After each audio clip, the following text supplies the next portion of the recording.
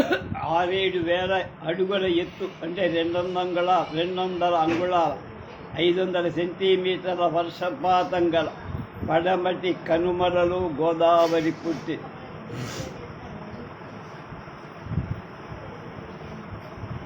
అంగుళానికి 2.5 centimetre లెక్కలు. బొంబాయి నగరానికి ఈశాన్యంగా 70 మైళ్ళ దూరం, అరేబియా సముద్రానికి 50 మైళ్ళ దూరంలో గల నాసిక్ దగ్గర ఉన్న త్రయంబకం అనే స్థలంలో అది ఆగ్నేయంగా దక్కన్ పీఠభూమిపై జారి 1,12,000 చదరపు మైళ్ళ అరగాని నుండి వచ్చి చేరిన వాన నీటిలో 900 మైళ్ళ దూరం ప్రయాణం చేసి తూర్పు కనుమలలో చొరబడి చివరకు బంగాళాఖాతంలో ఆంధ్రప్రదేశ్ సముద్ర తీరంలో కలిసిపోయింది. ఆంధ్రప్రదేశ్ గోదావరి పయనించిన దూరం 225 మైళ్ళు, అంటే దాదాపుగా 400 పై. అంటే తన జీవయాత్రలో చివరి 4వ పాదం ఎన్నో కాకోపశాఖలుగా పరిపుష్టమై త్రయంబకం వరకొండపై పుట్టిన చిన్న కోనేటి వంటి. అక్కడ నుండి పోవాలంటే 690 మెట్లు ఎక్కాల్సి ఉండదు. అక్కడ కొండరాళ్ల గుంపులో కప్పబడి ఉన్న ఒక రాతిలో చెక్కబడి ముఖం నోటి నుండి చుక్క చుక్కలుగా సన్నని ధారగా జారి పడుతున్న గోదావరి మంజీరా, మానేరు, ప్రాణహిత, ఇంద్రావతి, శబరి అనే 5 ముఖ్య నదులు కలుస్తున్నాయి. మంజీరా నది చాలా ఘాటు కొండలలో పుట్టి మహారాష్ట్రంలో నాందేడ్ జిల్లా కొండలవాడి దగ్గర కలుస్తుంది. మానేరు నది కరీంనగర్ జిల్లా సిరిసిల్ల కొండల్లో పుట్టి మహదేవపురం దగ్గర కలుస్తుంది. ప్రాణహిత నది వాస్తవంగా ఒక్కటి కాదు, వార్ధా, పెన్గంగా, వయంగంగా అనే 3 నదుల కలయి. ఈ ప్రాణహితకు ఒక 100 మైళ్ళ ముందుగానే తెలంగాణ నుండి మంజీర చేరి తర్వాత ప్రాణహితను 30 మైళ్ళ దూరంలో భద్రాచలం తాలూకా హరిహద్దులు చుట్టి వచ్చిన ఇంద్రావతి, అక్కడికి ఇంకొక 100 మైళ్ళ దూరం రేకపల్లి కొండలను చుట్టి వచ్చిన సవేరి అనే శబరి చేరటంతో పడమటి కనుమలలో పుట్టిన పిల్ల గోదావరమ్మగా తూర్పు కనుమలను చేరి కొన్ని చోట్ల 2 చిన్న మైళ్ళు 2.5 మైళ్ళు వెడల్పుగా కూడా ప్రవహించి ఈ శబరి విశాఖ జిల్లా కొండలలో పుట్టి వాయువ్య దిశగా ప్రవహించి కొంతవరకు బస్తర్ జిల్లా సరిహద్దు చుట్టుకొని దీనిలో ఎన్నో సెలయేళ్లు చేరుతారు. బస్తర్, విశాఖపట్నం, గోదావరి జిల్లాలు కలిసే చోట్ల సీలేరు నది వచ్చి శబరిలో కలిసింది. తర్వాత రేకపల్లి కొండలను చుట్టి వచ్చి గోదావరిలోచే. ఇక్కడ నదీ భాగంలోనే పెద్ద కర్ర దూరాల కలపలను కొట్టి గోదావరి ద్వారా తీసుకురావటం ఒక ఆచారం అయిపోయింది. శబరి చేరిన తర్వాత తూర్పు కనుమల నుండి వద్దకు వచ్చేసరికి వెడల్పు తక్కువైన 5 కొండల మధ్య మార్గం ద్వారా చొచ్చుకొని ప్రవహింపవలసి వచ్చి 5 కొండల మడుమ నిలువుగా 200 అడుగుల దూరమైనా ఉండదు.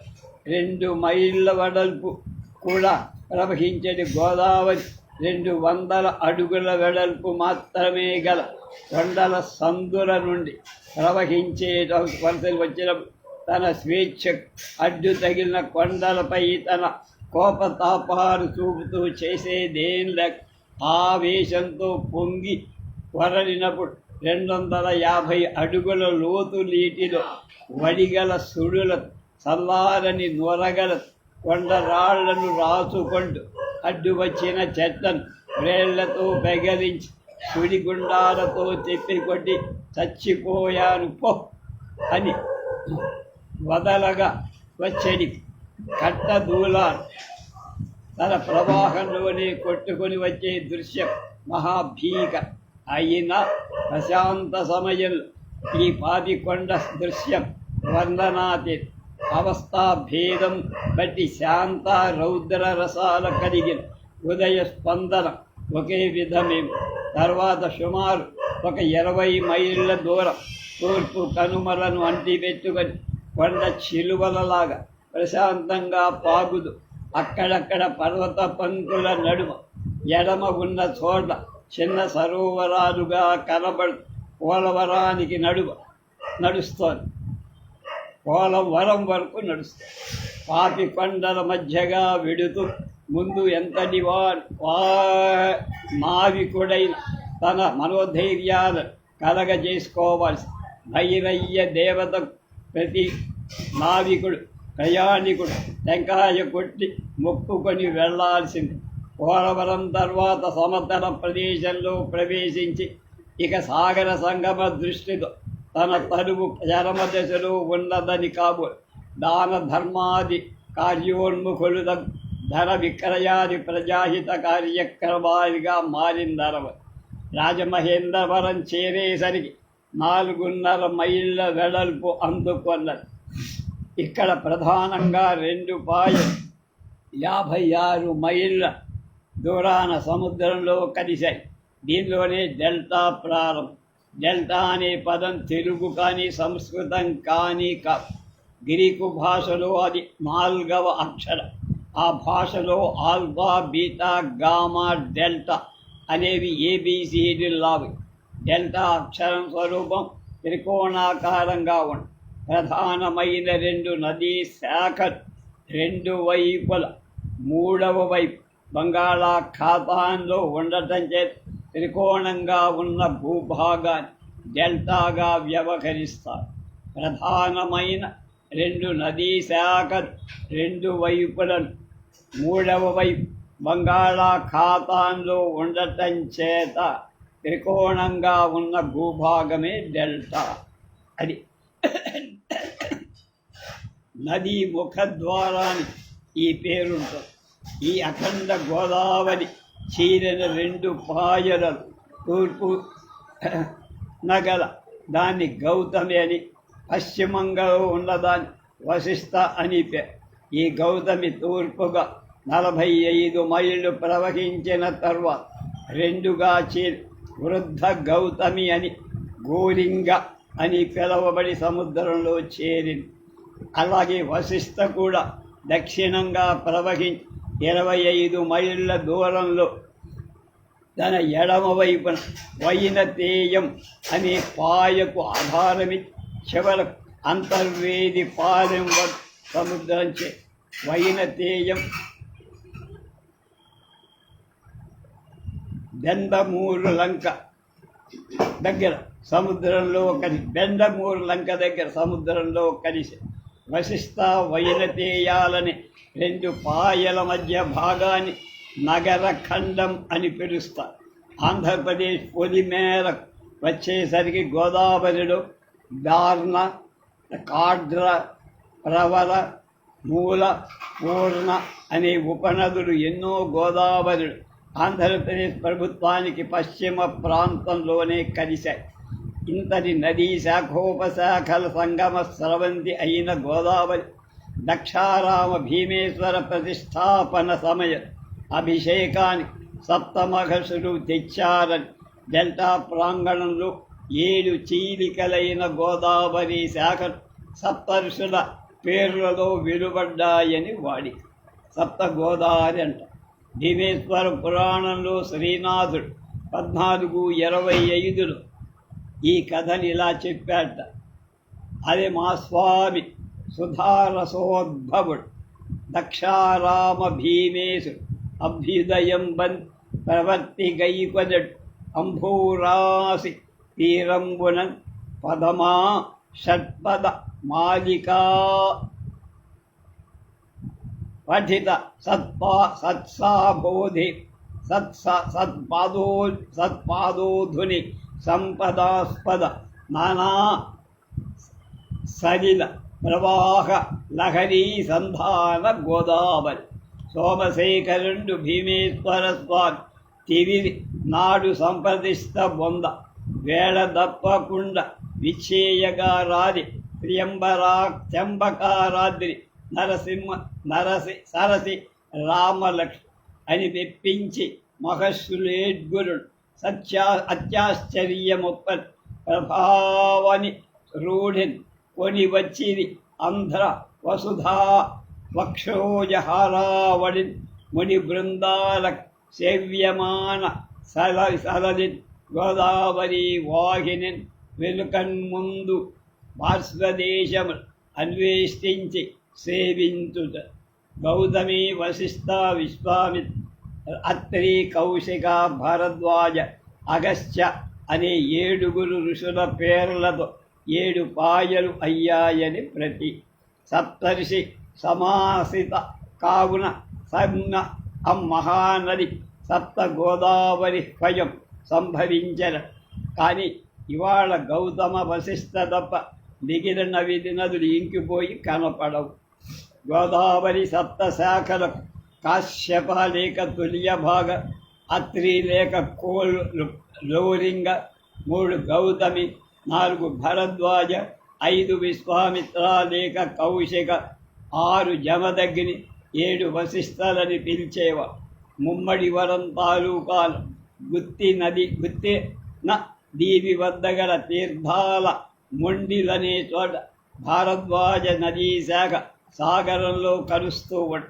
అలాగే అమలాపురం తాలూకా సామంత కుర్రు శివారు అయిన రామేశ్వరం వద్ద సాగరంలో కౌశిక నదీ శాఖ కలు.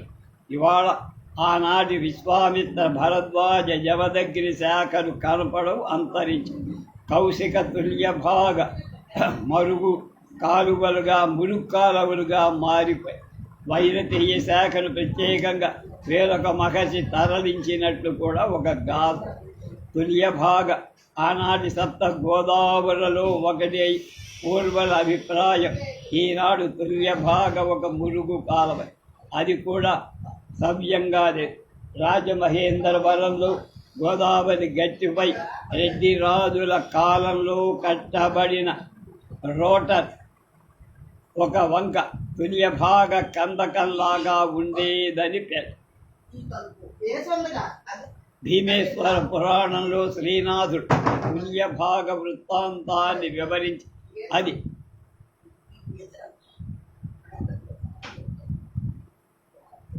అసురులకు ఆశ్చర్యంగా ఉండేదని, దాని తుల్య భాగుడనే రాక్షసుడు గౌతమి గంగ నుండి తెచ్చానని వ్రాశ.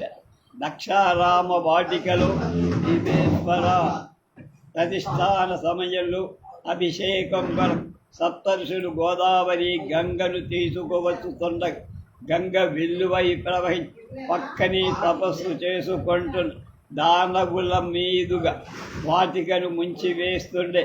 మునుల వాటికను ముంచేయడంతో సప్తఋషుల దానవ మునుల మధ్య వాదోపవాదాలు పెరగగా, మీరు తీసుకుని వెళ్ళిది గోదావరి ఎండిపోవుగా అని దానవుడు శపింపగా, మీ తుల్య భాగకు పూజాగారాలేమి అస్పృశ్యమై ఉండుగాక అని ఋషులు శపించడం, తుల్య భాగం పూజాధికారే లేక అస్పృశ్యమై ఉండుగాక ఋషులు శపించడం జరిగి చివర తుల్య భాగముని జోక్యం కల్పించుకొని 2 పక్షాలను ఓదార్చి వేరొక విధంగా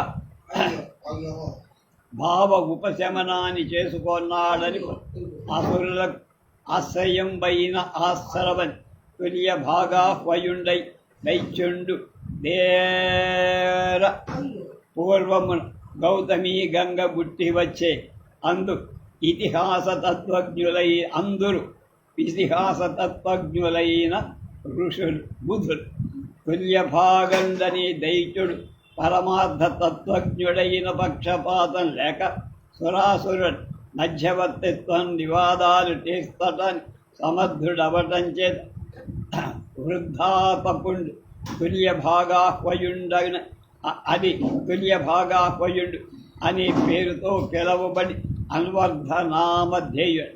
ఆ తుల్య భాగు పేరను వాతడికి తుల్య భాగ అనునామం ప్రఖ్యాతి వడసే అవ్వాహిని గౌతమ వ్యధను కూర్మి కంజక మొదల ఆ తుల్య భాగ మహామునీంద్రుడు ప్రీతి ముని దానవ స్త్రీని మ్రోల నిలిచి వరుసతో వారించి ఇరు చెరగుల వారించి కోపము వలదు మీకు కసెరియింపదగునయ్య సర్వం సహా భువన పావనులైన పుణ్యనదుల క్రమ్మరింపుడు శాపగర గరళాక్షరంబుల క్రోధంబులేల తపోధనులకు అనుటయు వారలా మాటలు ఆచరించి క్రమ్మరు పరాదు పలు అమోఘమ్ము మాకు నీవు నిప్పుడు చెప్పిన పలు సుమాది సూది పేరు చందాన హితవు గావింతుగాక అని ఆ రాక్షసులు సప్త సింధువుల అంతఃప్రవాహాలను మునులు తుల్యభాగ ఉత్తరాయణ దక్షిణాయన పుణ్యకాలాన్ని మొదలైన విశేష అవకాశాలను స్నాన దాన జప తపో హోమ శ్రాద్ధ దేవతార్చన విధానాన్ని అక్షయంగా జరిగినట్లుగా సతీ సమేతంగా సతికి అభ్యంతరం లేకుండా అధశయ్య బ్రహ్మోపద్యావాస నియమాలతో భానువాసర చతుష్టయంబు స్నానంబు సిద్ధించిన సంతాన ప్రాప్తి అవునట్లుగా వరమిచ్చారని భీమఖండంలో 4లో 186 నుంచి 190 పద్యాలు శ్రీనాథవన.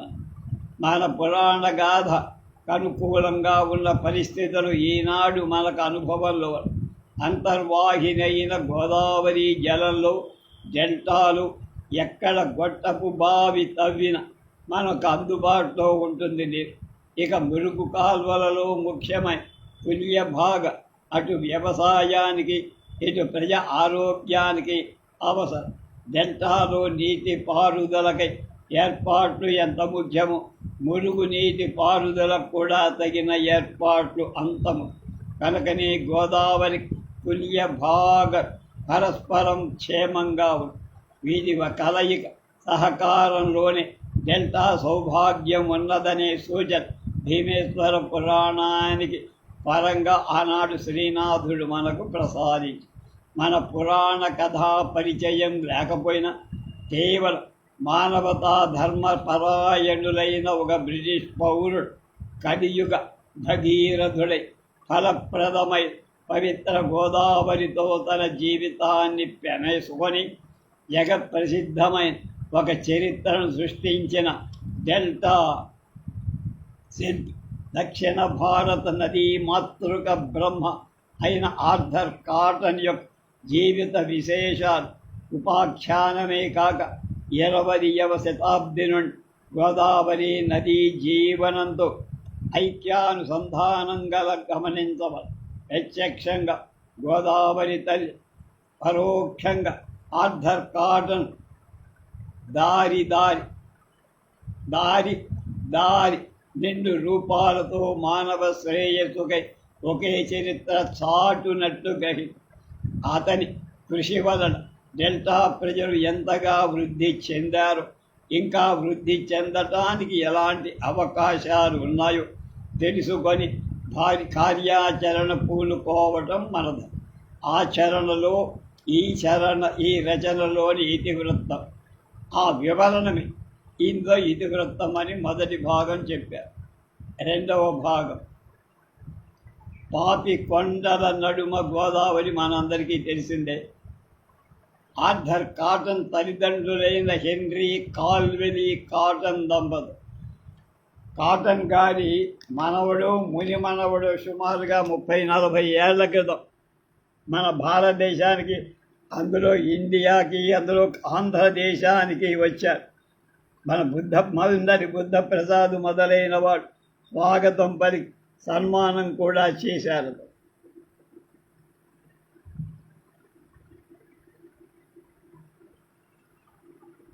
ఆర్థర్ కాటన్ జననం కుటుంబం. ఆర్థర్ కాటన్ 1803 సంవత్సరం మే 15వ తేదీ ఇంగ్లండులోని ఆంటర్మిర్ లబీ అనే చోట జన్మించి, లబీ అంటే మత గురువులు ఉండేటువంటి స్థలంట. వీరి తండ్రి హెన్రీ కాల్వెలీ కాటన్, తాత సర్ లించి కాటన్. విచిత్రం ఏమిటంటే లించి కాటన్ని కాల్వెలీ కాటన్ 10వ కుమారుడు. లించి కాటన్కి కాల్వెలీ కాటన్ అనేవాడు 10వ కొడుకు కనుక కాల్వెలీ కాటన్కి ఆర్థర్ కాటన్ కూడా 10వ వాడే. తండ్రి 10వ వాడు, ఈయన కూడా 10వ వాడు. ఈ కాటన్ వంశం చాలా పురాతనమై ప్రసిద్ధమై బార్నెట్ అనేటువంటి రాజవంశపు హోదాలో ప్రసిద్ధ కుటుంబాలను ఎన్నుకోవడం బ్రిటన్లో ఆచారం. ఇంగ్లండులో క్రీస్తు శకం 1626, ఐర్లాండ్లో క్రీస్తు శకం 1619, స్కాట్లాండ్లో క్రీస్తు శకం 1625 నుండి ఇలాంటి బారకెట్ హోదాలో రాజ సన్నిహిత కుటుంబాలను ఎన్నుకోవడం ప్రారంభమై ఈ బార్నెట్ వంశపారంపర్యంగా వచ్చే హోదాలను అన్నిటికంటే మిక్కిలి తక్కువది. ఇది నైట్ హోదాకు ఎక్కువ, బ్యారన్ హోదాకు తక్కువ. బ్యారన్ హోదాపై వచ్చేది వైకౌంట్ అనేటువంటి. ఈ కాటన్ వంశీయ క్రీస్తు శకం 1177లో మొదలు ఈ బార్నెట్ హోదా వచ్చి చెషైర్లో సర్ రాబర్ట్ కాటన్ KBMBతో ప్రారంభమై ఆ హోదా గల వంశంలో 4వ వాడు సర్ లించి కాటన్, అంటే ఆర్థర్ కాటన్ తాతగా. కాటన్ వంశం పురాతనము, మత గురువుల ప్రసిద్ధీకరణ. క్రీస్తు శకం 1153 నాటి కాంటర్ బరి అనేటువంటి ప్రసిద్ధమైనటువంటి ప్రాచీన చరిత్రకారులు వ్రాశారు. ఇటీవల 1535 8వ హెన్రీ ప్రభువు కాలంలో కాంటర్ మీర్న భూములు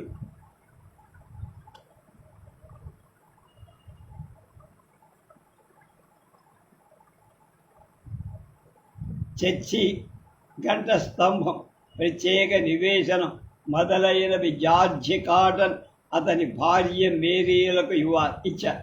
ఈ జార్జి కాటన్ 8వ హెన్రీ దగ్గర ఎస్క్వైర్ అనేవాడుగా పనిచేశాడు. హోదా నైట్ కంటే దిగువ హోదా గలవాడిని ఎస్క్వైర్ అంటారు. ఇతని తమ్ముడు సర్ రిచర్డ్ కాటన్ 6వ ఎడ్వర్డ్ ప్రభువు దగ్గర ప్రివీ కౌన్సిలర్గా ఉండు. అతడి కొడుకైన హెన్రీ కాటన్ ఎలిజబెత్ రాణి సాలిస్బరీ మఠాధిపత్యానికి నియమించి సర్ రిచర్డ్ను మనువడైన సర్ రాబర్ట్ కాటన్ డెన్పీ కౌంటీలోని లాయన్ని వాస్తవం. సర్ రాబర్ట్ సాలిస్బరీ రూత్ లైన్ హెస్టర్ను వివాహమాడి ఎక్కువగా ఆస్తిని హోదాను చేయి. అతడి మనువడైన సర్ రిచర్డ్ సాలిస్బరీ కాటన్ చాలా ఉదార స్వభావుడై కీర్తిపడు. ఈ వంశంలోని వాడే అయినా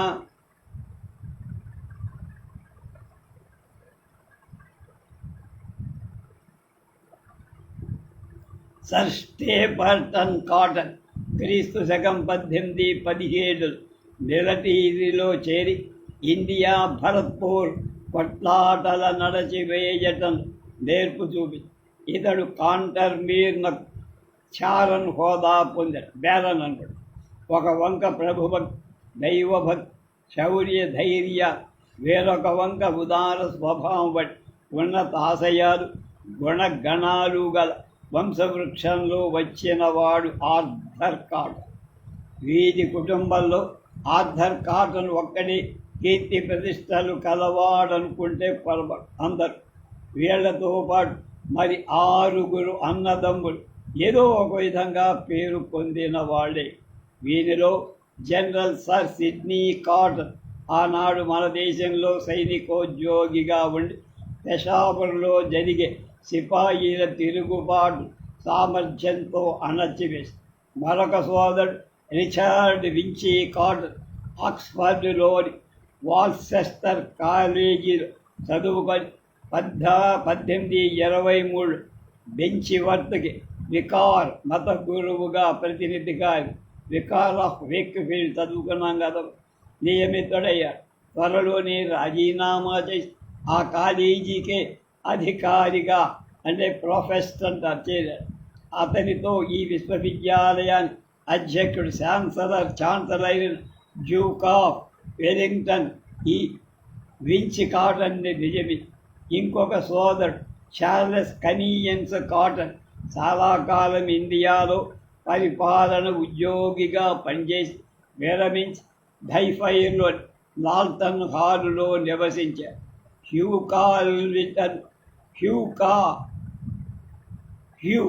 కాల్వెలీ కాటన్ ఇంకొక ఇతడు ఆర్థర్ కాటన్తో ఇండియాలో నీటిపారుదల పథకాలు పనులు మొదలైన వాటిలో పనిచేసి చివరికి కర్నూలు దగ్గర కట్టబడి ఆనకట్ట అధికారిగా పని.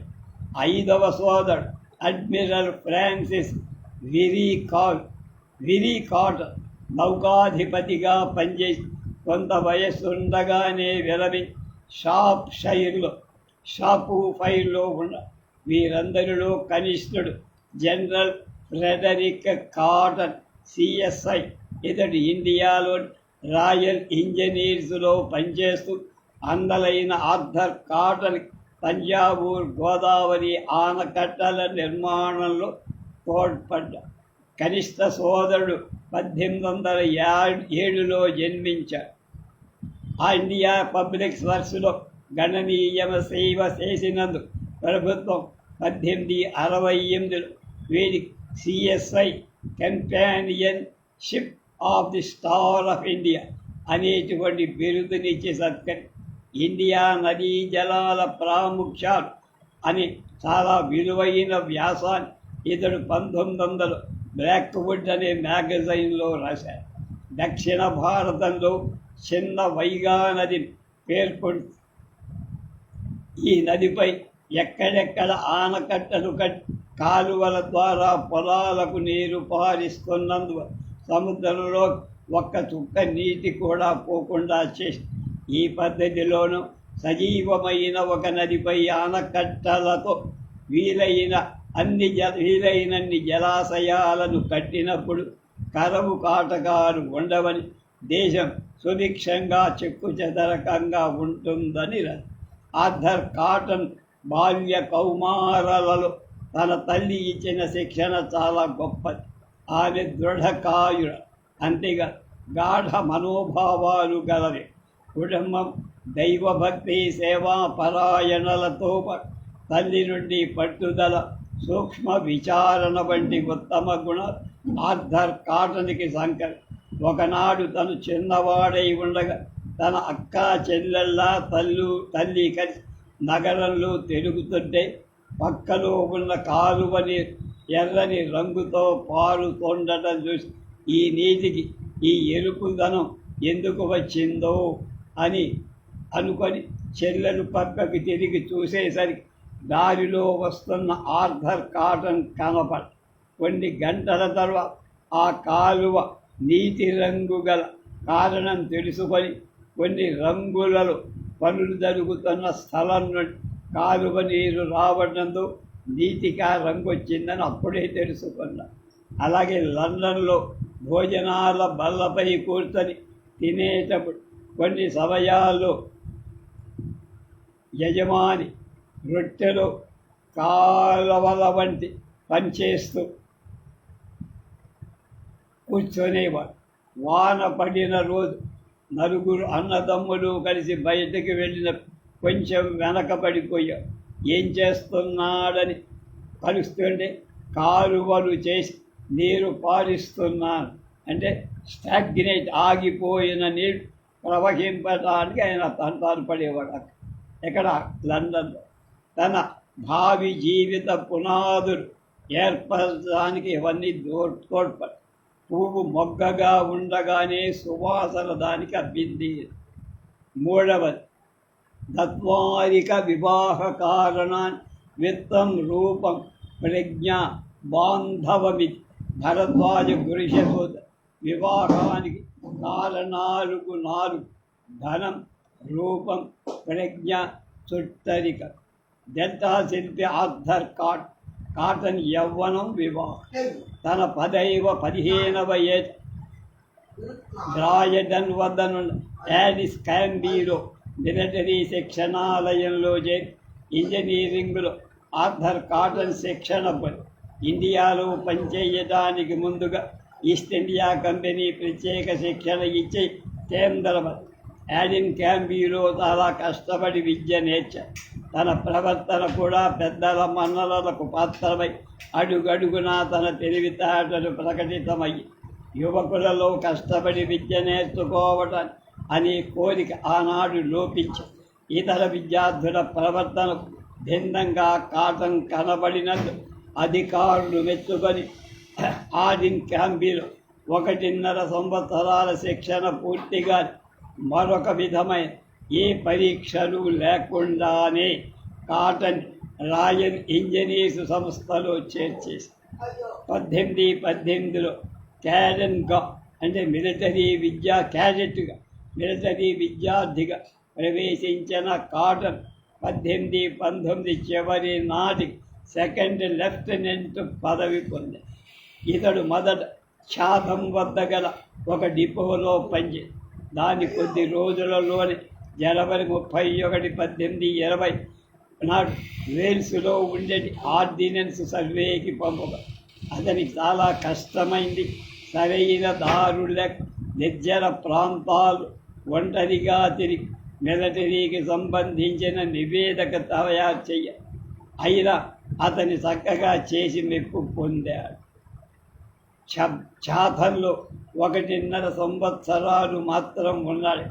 ఇందులో ఇండియాలో ఉద్యోగానికి 1921 మే నెలలో మద్రాసుకు బయలుదేరి అప్పటికి అతడి వయసు 18 మాత్రం.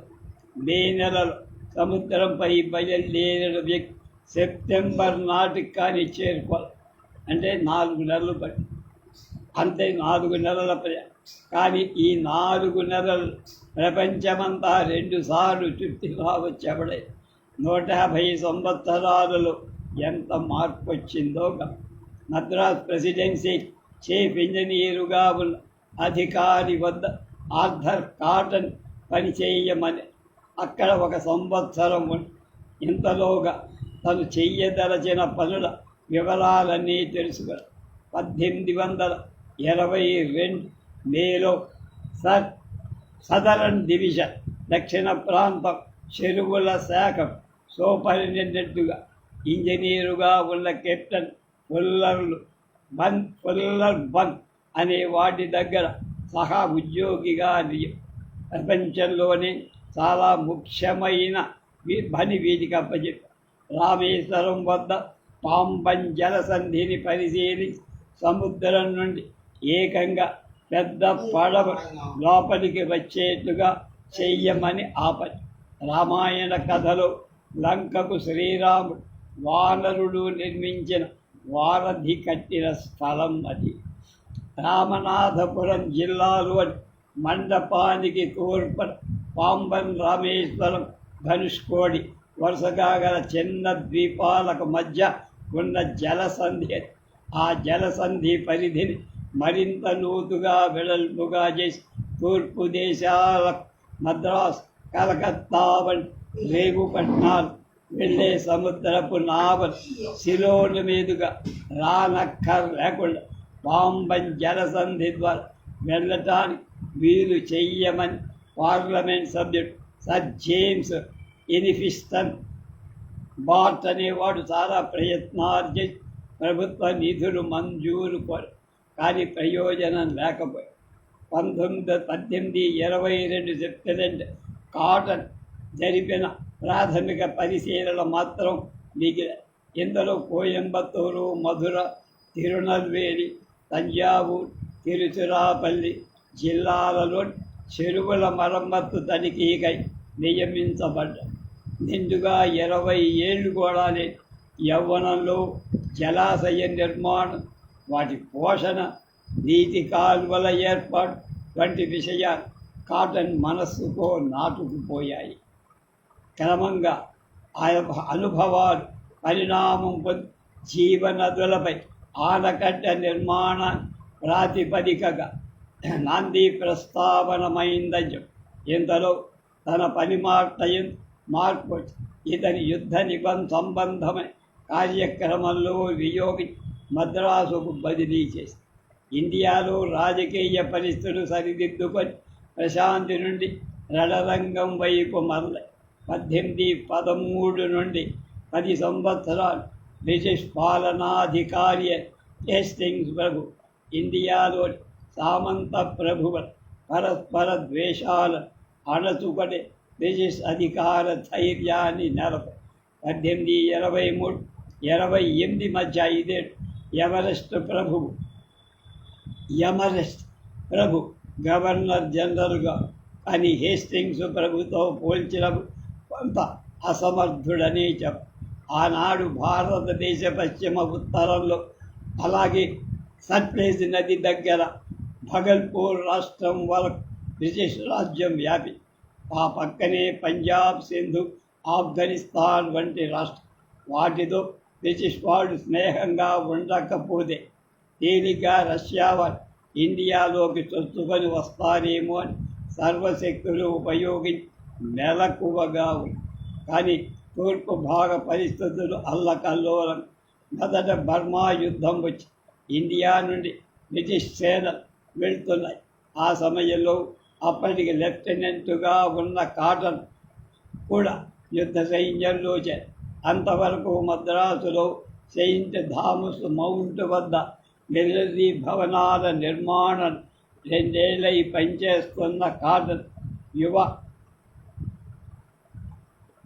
యుద్ధంలో పనిచేయడం ఉత్సాహం కలిగి నెల 1824 సైన్యంలో తర్వాత బర్మాకు వెళ్ళారు. ఈ మే నెల అతని జీవితంలో చాలా ముఖ్యమైంది. పుట్టింది మే నెల. కాటన్లో మొదటి ఉద్యోగంలో చేయటానికి 15/5/1803 పుట్టాడు. కాదు పనిచేస్తూ ఇంగ్లండులో శాతం మిలిటరీ స్థావరం నుండి మద్రాసుకు సముద్రంపై బయలుదేరి 1821 సంవత్సర ప్రభావం మే నెల పాంబన్ జలసంధి వద్ద మా కాలువ లోతు చేసే కార్యక్రమం సదరన్ డివిజన్ అసిస్టెంట్ ఇంజనీరింగ్గా చేరింది 1822 మేలో.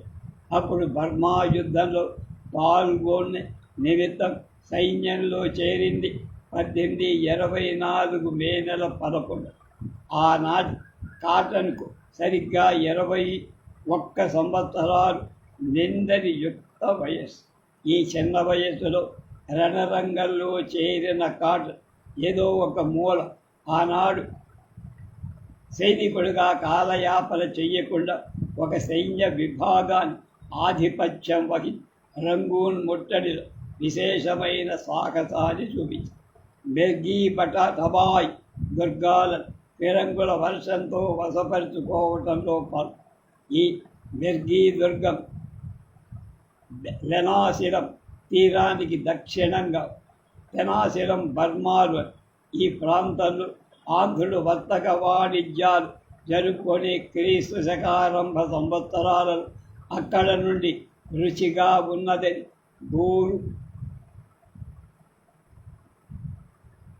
గోధుమ విత్తనాలు తెచ్చి ఆనాటి కృష్ణా తీరం ప్రధానంగా వ్యాపించే ఆంధ్ర వాటికలు పెంచారు. మా ఉయ్యూరులో కూడా గాయత్రి వారు పెంచినట్టు మనలో కొందరు ఊహిస్తారు. తెనాశీలయం వచ్చిన గోంగూర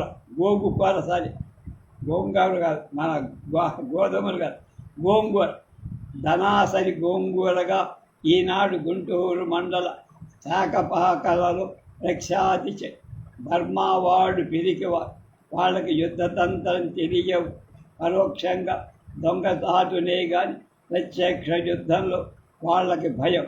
మా యుద్ధ నౌకలో బందీగా దుబాయ్ గవర్నర్ ఉన్న అక్కడి నుండి టెలిస్కోపులో బ్రిటిష్ సేనల యుద్ధ క్రమాన్ని చూసి ఆశ్చర్యపడి ఈ విధంగా పోరాడి నీ ఎదుట ఎవరు నిలబడతారయ్యా అని టెలిస్కోపుని మడతేసి తన గదిలోకి పోయి కనుగుంగులు మూసుకున్నాడని కాటన్ చెప్పారు. ఈ బర్మా యుద్ధం బ్రిటిష్ వాళ్ళకు కలిగించిన విజయాల మాట అలా ఉంచి కాటన్ జీవితంలో గొప్ప మార్పు. అది యుద్ధానంతరం అశోకుడికి కలిగే శోకతప్త భావం. కానీ తన జీవిత విధానంలోని ఒక పరిణతి ఉదయించినట్టే. ఒకనాడు బర్మాలో తన సైన్య పటాల బసలో ఉండగా ఒక సైన్యాధికారి పేకాటకులం లెఫ్టినెంట్ కాటన్కు పేకాట ఇస్తారు. అయినా డబ్బుతో యజమాని పిలిచినప్పుడు ఆయన్ను వాళ్ళకి లోపాలు వస్తుందేమో అని ఒప్పుకోరు. కానీ ఆటలో ప్రతిభ కలిగిన ఓడిపోతూనే చివరకు 20 పౌండ్ల వరకు పందెం పెట్టాల్సి తన జీవిత మా బహుస్వరం ఆటలో ఒగ్గిన కడకు యువకై తప్పదు. అంటే ఒగ్గిన అంటే పందెం పెంచుతాం. ఏదో తన అవసరాలకు దగ్గర ఉంటుంది కదా. తన తండ్రి అప్పుడే పంపిన డబ్బు మాత్రం ఉండటం వల్ల దాన్ని పూర్తిగా ఆ పేకాటలో ఓటమికి వినియోగించుకొని బయట. ఆ పరిస్థితి పేకాట మీద విపరీతమైన విముఖతను కలిగించింది. కనుక ఇక పేకాట ఆడనని గుర్తు పెట్టుగా ఆ పట్టుదల ఆమరణంత దీక్షగా నిలచి ఉండటం మాత్రమేగా తన కుటుంబంలో పిల్లలెవ్వరు పేకాట ఆడటానికి ఒప్పుకోకుండా చేసి బర్మా యుద్ధం ముగిసి మద్రాసుకు వస్తుంటే తన నౌకపై విశ్రాంతి తీసుకొని రాత్రి ఆకాశం చంద్ర నక్షత్రాలు నీలాకాశం ఛాయలకు పోటీపడి గంభీర సముద్రాన్ని వాతావరణ ప్రశాంతతతో పోరాడు చివరి విఫలమైన పట్టుదల ఘోషించే సముద్ర కెరటాలను చూసి తన్మయుడై వీటికి సృష్టికర్త ఎవడు, అతను ఏం చెబుతాడు అనే ప్రశ్న తనలో తానే వేసుకొని భగవానుడి వాక్యాలు బైబిల్లో ఉన్నాయి, దాన్ని చదివి తీరాలనుకు. వెంటనే సహచరుల వద్ద ఎవరి దగ్గరైనా బైబిల్ ఉన్నదా అంటే హాస్యాస్పదమై వాళ్ళ ఏవగి మాత్రం తనకు సమాధానంగా దానితో తను నిస్పృహ కానీ అంతలో ఒకరు కాటన్పై దయచేసి తన వద్దనున్న బైబిల్ అతని గొప్పతనాన్ని వృద్ధాప్యం మొదలైన చదివి చివర కాటన్ బైబిల్ ఆశాంతం చదివి మననం చేసుకొని భగవానుడి లీల కైమోడ్పించి స్పందించిన హృదయంతో ఆ దయార్ద్ర హృదయం హితవచనాలు తను దాసుడై ఆ మరణాంతం బైబిల్ దానికి సమానమైన మత గ్రంథ చదివి అర్థం చేసి ఆచరణలో ఉంచే ప్రయత్నిస్తూనే ఉన్నాడు. ఎంతటి మార్పు అని మిగతా విషయాలు రేపు